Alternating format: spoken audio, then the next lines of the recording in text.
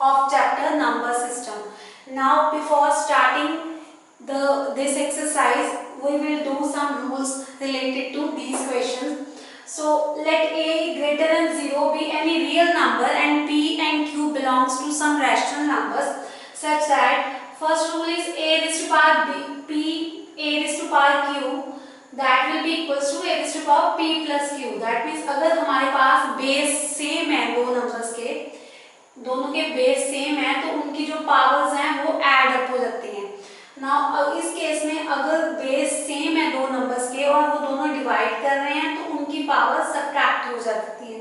That is second will be subtracted from the first part. That will be a raised to power p upon a raised to power q equals to a raised to power p minus q. Third one is a raised to power p raised to power q. अगर a raised to power p कोई number है उसकी again power q होती है तो हम इन दोनों powers को मल्टीप्लाई कर देते हैं। Third one is a raised to power p and b raised to power p. That means अगर दो बेस डिफरेंट नंबर्स के बेस हैं, दो डिफरेंट नंबर्स हैं जिनके बेस डिफरेंट है, तो उनकी पावर्स अगर सेम है तो वो दोनों नंबर्स मल्टीप्लाई हो जाते हैं और उनकी पावर सेम रहती है। That is a raised to power p into b raised to power p will be equals to product of ab raised to power p. Now let us do questions. Now question number 1 with the first part 64 raised to power 1 by 2. Now अब यहाँ पे power 1 by 2 है तो हम 64 को कैसे लिख सकते हैं? 64 is 8 into 8. 64 को हम ऐसे भी 2 के साथ भी डिवाइड कर सकते हैं, that is 2 raised to power 6.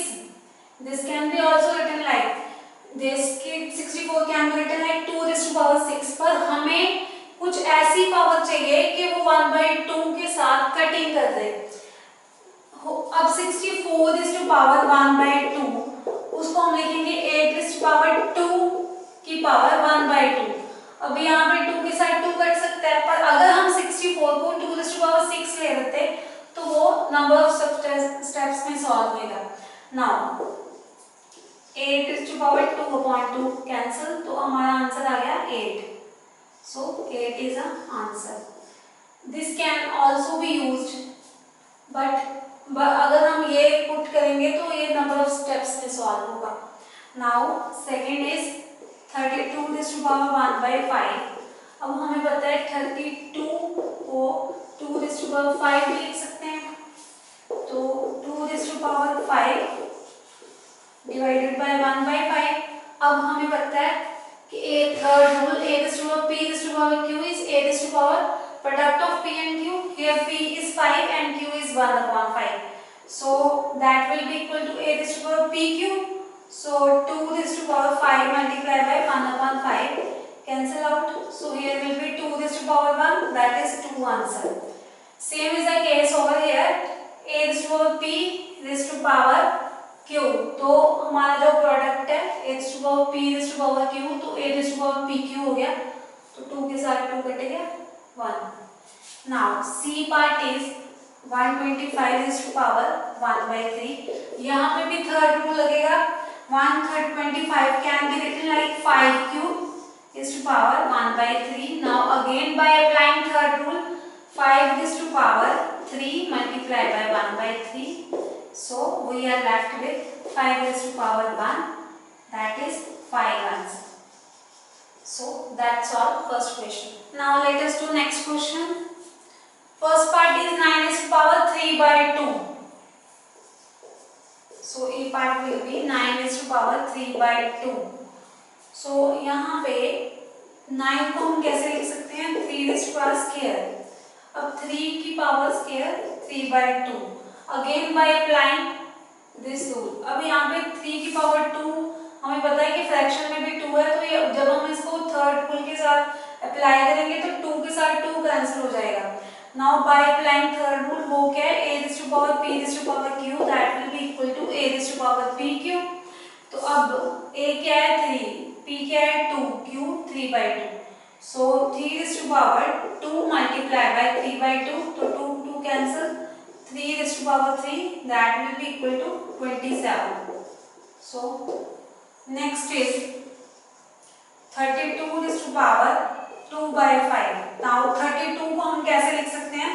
2 की power 5, 2/5. Again by applying this rule, that will be 2 raised to power 5 multiplied by 2/5. So 2 का square will be 4. So this will be answer. Now C part is 16 raised to power 3/4.